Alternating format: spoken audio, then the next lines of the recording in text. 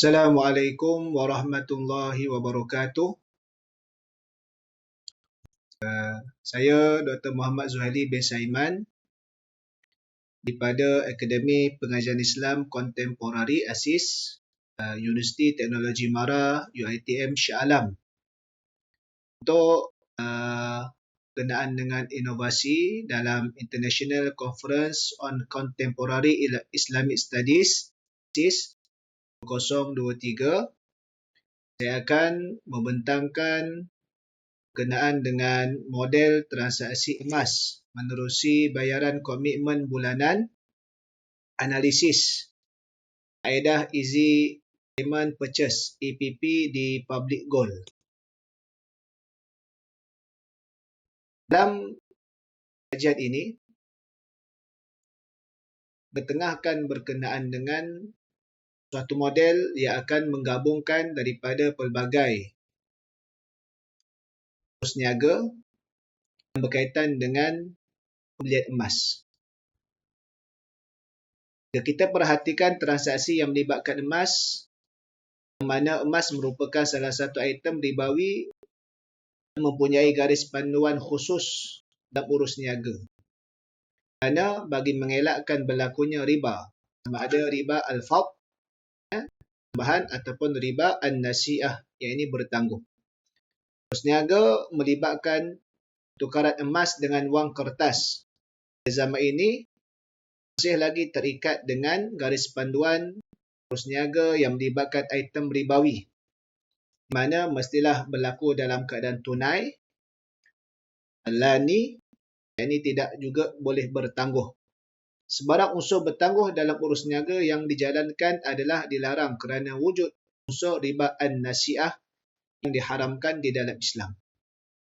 Jadi, dan ini akan menganalisis bagaimana di Public Gold terdapat kaedah pembayaran yang dikenali sebagai Easy Payment Purchase EPP, singkatan yang membolehkan pembeli melakukan beberapa kali pembayaran berdasarkan tempoh yang diberikan oleh pihak syarikat, sama ada 4 kali atau 10 kali. Namun dalam keadaan yang sama, kaedah ini mendapat sijil yang diiktiraf atau syariah daripada syarikat Amani Group yang ditubuhkan oleh Datuk Dr. Bakar, seorang yang pakar dalam kewangan Islam dalam negara dan luar negara. Namun di sana, dalam kaedah yang ditawarkan itu tidak dinyatakan secara khusus apa model yang digunakan. Maka ini menjadi satu kelompongan di mana analisis ini dibuat terhadap model tersebut. Hasil daripada itu diperhatikan apa garis panduan yang boleh dilakukan bagi nak membina model dalam transaksi berikut. Hasil daripada itu kita akan dapati bahawasanya dalam membangunkan model transaksi emas menerusi bayaran komitmen bulanan ini, mestilah dengan gabungan daripada elemen wa'ad, iaitu janji, dan juga hamis jiddiyah, iaitulah komitmen fee, iuran komitmen, serta bai as-sarf, ini asas jual beli yang melibatkan item ribawi, baik kuliah, jual beli yang diwakilkan, serta qabat hukmi, kerana terutamanya pada pembelian emas yang dalam kuantiti yang banyak atau yang besar, biasanya tidak berada secara langsung di cawangan-cawangan, tetapi ada di store, dan di situ ada dia punya di sudut tempoh dalam hantaran menerusi pos yang dilakukan. Maka dalam keadaan ini, konteks kontemporari walaupun tidak berlaku secara qabat hakiki, tapi mestilah qabat hukmi tadi itu mengambil tempat qabat hakiki tadi itu, sebagaimana perbincangan para sarjana Islam dalam membicarakan qabat hukmi. Jadi Easy Payment Purchase merupakan satu kaedah pembelian emas secara fizikal, secara bayaran ansuran atau bertempoh yang didakwakan oleh syarikat emas Public Gold. Bayaran ansuran ini boleh dilakukan sama ada sebanyak 4 kali atau sebanyak 10 kali berdasarkan syarat pembelian yang dikenakan, iaitulah bagi pembelian emas yang bernilai RM500 dan ke atas. atau mengikut tawaran promosi yang diberikan oleh Public Gold dari semasa ke semasa. Kaedah pembelian secara Easy Payment Purchase EPP ini membantu pembeli untuk mendapatkan harga emas yang lebih murah dengan harga awal menerusi kunci harga atau lock price pada hari bersetuju dan berjanji untuk membeli secara EPP. Dan harga itu tidak akan berubah walaupun jumlah bayaran penuh telah dilakukan pada bulan kali yang keempat atau kali yang ke-10. Namun kena ingat pembeli tidak mendapat terus emas tersebut dan belum lagi berlaku akad jual beli walaupun sudah berlakunya janji. Yang mana pembeli itu dikira memiliki emas apabila telah mencukupkan jumlah bayaran penuh berdasarkan janji yang dipersetujui mengikut pada harga yang telah dikunci oleh pembeli. Ini di antara kelebihan di sudut pembeli dapat mengunci harga pada yang dirasakan oleh pembeli itu harga yang rendah. Dari sudut penjual pula mendapat janji untuk emasnya itu dibeli oleh pembeli. Walaupun tidak berlaku secara terus tetapi berlaku pada waktu yang dipersetujui menurut janji-janji yang dilakukan tadi. Dan dalam keadaan berapa barangan emas yang banyak atau besar tidak ada wujud secara langsung di cawangan tetapi wujud di store. Yang mana kalau asasnya HQ, Headquarters Public Gold itu berada di Pulau Pinang. Dan sekarang telah ada yang baru di Kuala Lumpur. Jadi, cawangan akan mengambil daripada store. Dari situ cawangan akan memberikan kepada pembeli tersebut. Berdasarkan kepada itu model yang telah dibentuk sebagaimana dalam rajah yang dipaparkan pada poster ini kita boleh lihat oleh konteks pembeli berlakunya wa'ad. Itulah janji pembeli nak membeli emas ada sekian gram ataupun emas sesuatu dengan melakukan lock price. Ini kunci harga pada waktu tersebut. Dan berlakulah bai' at-tauliyah. Itulah pembeli wakilkan kepada cawangan. Mana berdasarkan janji yang dibuat pada awal, cawangan melakukan bai' as-sarf kepada HQ atau PG Safe store tersebut dalam membeli secara langsung untuk cawangan memiliki ia. Dan dari sudut bayaran, komitmen bulanan itu secara 4 kali atau 10 kali itu dan total sekali apa sahaja charge yang ada seperti mana gold premium. Ini kalau melibatkan jual beli emas akan ada tambahan gold premium iaitulah charge tempaan ataupun apa sahaja istilah namanya syarikat-syarikat yang lain, maka bayaran komitmen bulanan itu disebut sebagai hamis jiddiyah, yuan komitmen. Kenapa?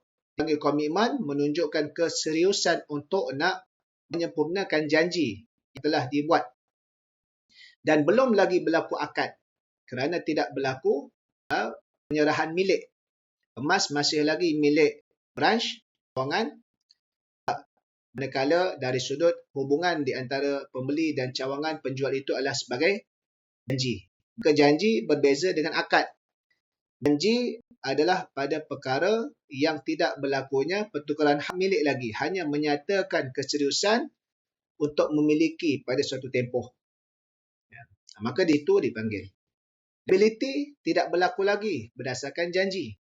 Jika berlaku pembatalan, maka penjual berhak dalam mengenakan syarat iaitulah berdasarkan kos kerugian.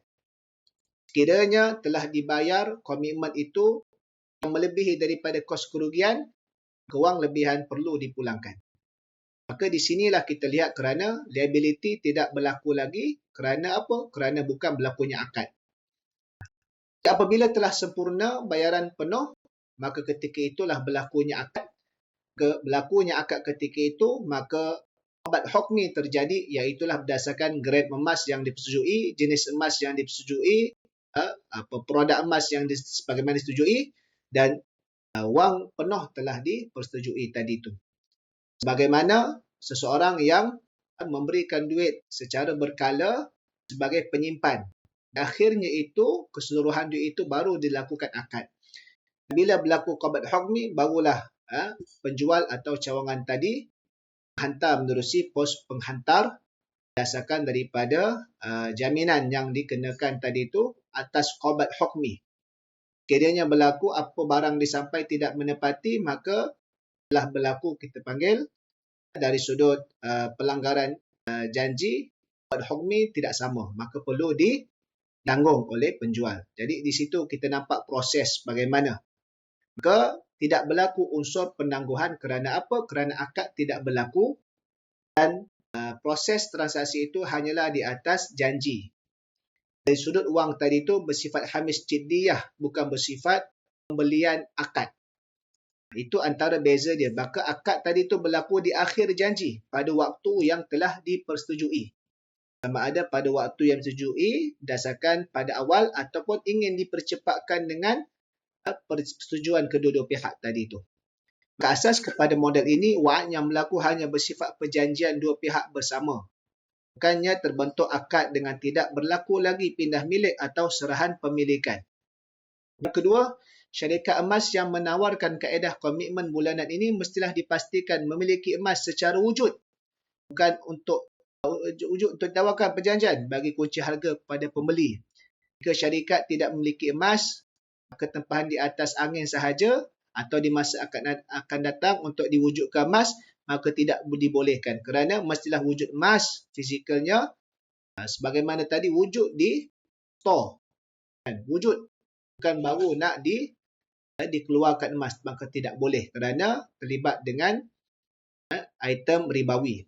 Dan yang ketiga, komitmen bulanan hanyalah bersifat hamis jiddiyah yang belum berlaku lagi akad. Secara sekiranya berlaku pembatalan, maka kerugian berasaskan kos sebenar. Jika ada lebihan mesti dipulangkan kepada pembeli kerana akad belum terjadi. Signifikan atau kepentingan kajian secara khusus kita boleh lihat kepada syarikat emas boleh tawarkan kaedah komitmen bulanan bagi membolehkan dia menjual emas dengan lebih banyak. Manakala dari sudut pembeli pula, dia juga mampu nak membeli emas pada kuantiti yang lebih banyak berdasarkan komitmen bulanan. Seumpama simpanan secara berkala, di akhir simpanan pada jumlah yang disetujui berlakunya jual beli. Novelty model ini bentuk berasaskan gabungan yang disebutkan pada item-item tadi. Walaupun dari sudut public goal ada menyatakan dari sudut konsepnya sahaja, tapi modelnya tidak diperjelaskan secara terperinci. Itu jugalah dengan syarikat-syarikat yang lain.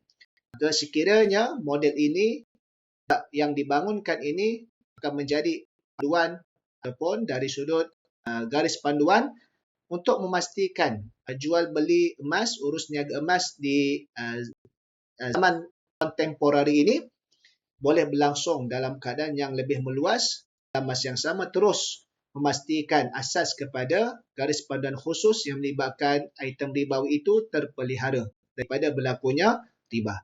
Sekadar itu saja. Mudah-mudahan apa yang dibukakan ini berikan manfaat kepada semua. Assalamualaikum warahmatullahi wabarakatuh.